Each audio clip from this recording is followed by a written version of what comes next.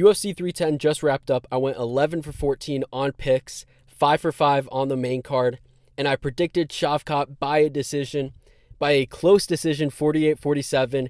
I feel like that video I made, Shavkat versus Ian Gary, aged perfectly, to be honest.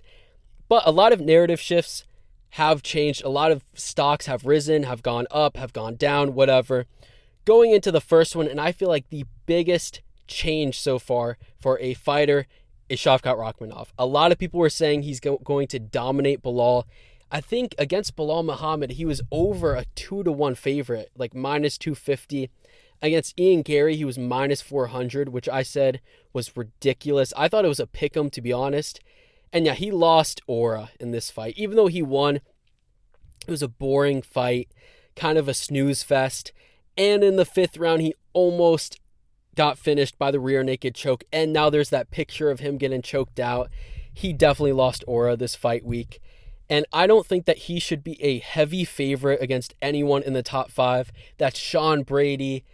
That's Ian Gary. That's Belal Muhammad. That's Leon Edwards. A lot of guys. JDM. I don't think that he should be a heavy favorite. Maybe he should be that favorite. Maybe he should be. I think Belal Muhammad, I think that fight is a pick'em now. I think his grappling, I don't think it's as dominant as we thought. He still has good top pressure. He's still very good on top. And also, Shavkat Rakhmonov, he is not the savior of the division, as many people were saying. I feel like the welterweight division, it's just destined to be boring. You know, GSP, people love him. He was a boring fighter. Kamaru Usman, I know people call him exciting now. He definitely had exciting fights and cool knockouts, but some of his fights were definitely boring. He wasn't the most exciting fighter. Tyron Woodley had good knockouts, but again, kind of boring. Leon Edwards, boring. Belal Muhammad, boring. And Shavkat Rakhmonov, he has a lot of finishes, but he's boring. A lot of his finishes are anticlimactic, kind of like a Pantoja finish in this card, where a lot of people were leaving, even though he had a great performance, but still, he's not the savior, and he's a boring fighter. It's just, I don't think he's as exciting and as dominant as people say. I don't think he dominates Belal. If he wins, I think it's going to be a close decision. I don't think he's going to submit Belal Muhammad, to be honest. Moving on, a lot of people have been saying, oh, Volkov gone, they can't grapple, which they can. They showed both of them can grapple. They both made mistakes, but they're not clueless in the grappling. They both got good takedowns. They both shot good entries too. Both went for submissions. But unfortunately, both of these guys pose absolutely no threat to Tom Aspinall. Absolutely no threat. I know Ciryl Gane, I thought, well, he's very durable. He's been working exclusively on the grappling. He's very fast. He has good footwork. Maybe he doesn't get finished by Aspinall. Maybe he makes it a competitive fight. He still loses. Maybe he makes it to the 3rd, 4th round. Hell no. He's getting absolutely smoked by Tom Aspinall, and Volkov is getting absolutely smoked by Tom Aspinall. If both of these guys are almost submitting each other, it's just, come on. Tom Aspinall is going to finish both of these guys again in the 1st round. But a lot of people have been saying they're clueless in the grappling. They didn't look clueless. They looked like capable heavyweights. But again, that's a narrative shift. Moving on. This is a hot take. I think Sean Brady is the dark horse of the division. I know people say JDM because he's the best boxer in the division. But Sean Brady, he has good cardio. He's good on the feet. He's an amazing grappler, great takedowns. He took down Gilbert Burns multiple times. And I think that he would beat both Ian Gary and Shavkat Rakhmonov. And I think Belal Muhammad is just his nightmare matchup. I think he would also beat Leon Edwards. And I think, honestly, against Belal in the rematch, I could see him winning. I thought he won the 1st round in their fight. And the 2nd round was close until he got hurt. Getting knocked out by Belal is kind of crazy. He did kind of quit in the fight, to be honest, which you don't like to see. But he's admitted that he quit in the fight. I like his mentality. Brady bags, I think he's a really good fighter, and I think he's the dark horse. Again, I think he would also beat JDM. I know I'm kind of glazing right now, but I would pick him against Shavkat Rakhmonov. I think he has better entries than Shavkat, way better entries. I think he's I think it's about even on the feet. Maybe he has a better gas tank. I think Shavkat's underrated on the feet and Gary's underrated on the ground, like I said in my prediction. But yeah, that's another narrative shift in my opinion. I think also JDM. A lot of people now are saying JDM beats Shavkat, he beats Gary, all this stuff. Moving on. This is tough. Pantoja, a narrative shift is he's moved up on the GOAT list of flyweight. I think a lot of people had Davison Figueiredo over him. And now I think a lot of people are saying, even though Figueiredo beat him, Pantoja is now above Figueiredo. In my opinion, I get Figgy beat him, but he's just done more in my opinion. And has he passed Demetrius Johnson? I know he called him out. Probably not, but it's closer than people think. Demetrius Johnson, and I know a lot of people have said this take. This is nothing new. He just did not beat high-level competition outside of Henry Cejudo. He really did not beat anyone notable. And honestly, Kai Asakura, people will say, oh, well, he fought him in his UFC debut. Yeah, well, didn't fucking Demetrius Johnson fight like Tim Elliott after winning the Ultimate Fighter? And that's way more impressive, finishing Kai Asakura. I think another narrative shift, and we're soon going to see it, especially if he wins the second belt. He's really climbing up on the GOAT list. Moving on, Diego Lopes, I think he beats Evloev, in my opinion. And I know a lot of people would agree, but I feel like a lot of people are just biased against Evloev because they don't like him, and they have reasons to not like him. Diego Lopes, though, I don't think it's close. I mean, Diego Lopes, he's improved so much since their first fight, and he took it on short notice. He gassed out. I think he's a lot better now. Evloev is super underrated. Like I said, I picked Evloev by decision, but I think Lopes, he has a better ability of snatching up submissions than a guy like Aljo, where Aljo's more control time, get to the back, kind of stall out. Diego Lopes is a lot more dangerous, and he's better on the feet than Evloev. Even though Evloev is good on the feet, I think Lopes, there's such a power difference between Aljo and Lopes and a size difference.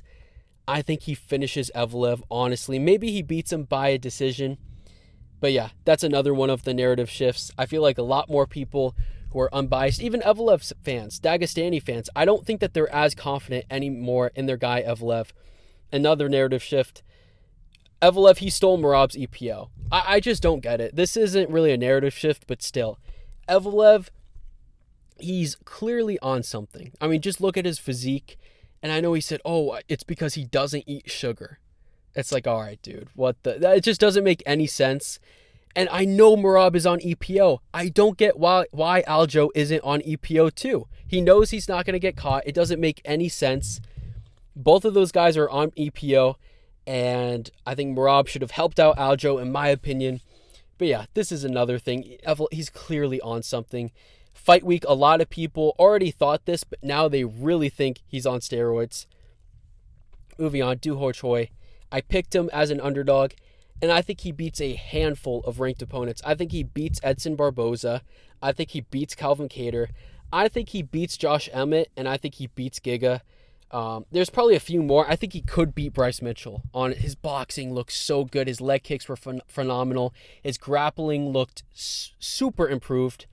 He's getting better every single fight. And I think that in 2025, he will be a top 10 featherweight. Maybe even top 5 if they rush him. I mean, he is a really good fighter. Another big narrative shift. A lot of people were saying he's going to lose to Nate the Train. He was the underdog. And now people are saying, oh, he's a top 10 featherweight. You know, the title run starts now. He beats Ilya. But yeah, moving on. Bryan Battle. I think a lot of people are off the train of Bryan Battle. A lot of people thought, he's a top 15 welterweight. Maybe he's not top 10 level. Maybe he needs a little bit more time, but he missed weight. He had a massive advantage, and he wasn't even injured, he said. He just was too quick of a turnaround to make the weight. He had a massive advantage, and he still arguably lost. And a lot of people are saying robbery. Didn't really seem very likable in the post-fight press conference, whatever. And I think a lot of guys give him problems, given Randy Brown isn't bad, but because he wasn't able to finish him, dominate him. And I feel like if you throw Michael Morales or Carlos Prates in that fight, Randy Brown goes to sleep. JDM finished him in a round. I don't think I don't think he's a top 10 welterweight, and probably not even top 15. With the right matchup, I think he could become top 15, but he's not elite. A lot of people, his stock has gone down a ton. But moving on, Joe Rogan, I still am saying this. I said this for UFC 309, my narrative shift video for that one. And I have the same thing. Joe Rogan is the worst commentator in the UFC. He is awful. This dude really said Shavkat into the clinch. Interesting. What the fuck? Do you watch the UFC? You're shocked that Shavkat is going into the clinch, and he always does shit like this. If it just was a one-time thing where he misspoke, whatever. But he always does this. He does no research for the fights. He thinks he's so big and he's above all the other commentators. I just don't like Joe Rogan for the UFC. Yes, he's a big name. Yes, he probably helps out the company because of his name. But he doesn't know what the fuck he's talking about. He's a horrible commentator. He has absolutely no clue what he's talking about. I think at the beginning, it may have been DC, who also doesn't know what the hell he's talking about, where he was like, oh, Kennedy, he's the biggest favorite on the card, when the next fight, Chase Hooper, is the biggest favorite. It's just so annoying. I mean, there's just no end to this guy.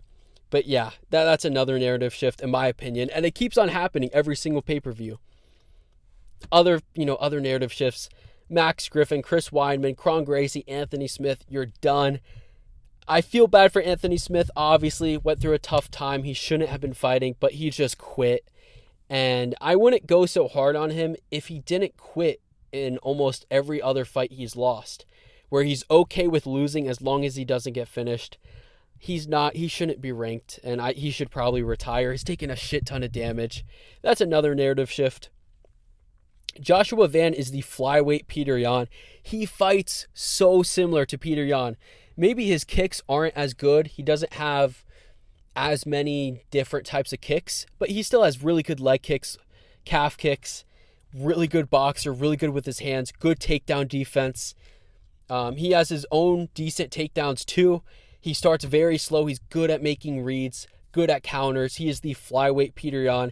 And another stock rising performance. He dominated Cody Durden, coming off of, I think, 2 wins. Really good fighter. Super young. Moving on. Kennedy Nzechukwu. He's a top 10 heavyweight in the world. And I'm not afraid to say it. You know what I mean? He needs a ranked opponent next. He should be ranked higher than like Shamil Gavias, to be honest, or like Cortez, whatever. He's top 10, and with the right matchups, he could honestly be top 5. Heavyweight is so bad right now. He needs to move up. I wouldn't mind Dominic Reyes moving up at this point, honestly. Give him the John Jones rematch, whatever. Another narrative shift. Johnny Walker, what the fuck are you doing? He said he was moving up to heavyweight, and then he fights the Anthony Smith lookalike, I think Bogdan, whatever. I can't believe it. He takes a fight against someone similar ranked, against a hard hitter. It makes absolutely no sense when he has a horrible weight cut. Move up to heavyweight. He has good grappling. He's good on the feet. Well, he's crazy power on the feet. No chin. Johnny Walker with no weight cut, grappling at heavyweight? Are you kidding me? Honestly, I know this is going to sound crazy. I think that he could be top 5 in the heavyweight division. Kennedy proves that. I say pull out against his upcoming fight in January. Pull out, move to heavyweight. That's what I think. Moving on. Oh, that's it. Okay, that is all the narrative shifts for this video. Let me know what you think. Let me know what you thought of the card. I thought it was kind of mid. But yeah, that is it for me. Let me know what you think. And yeah.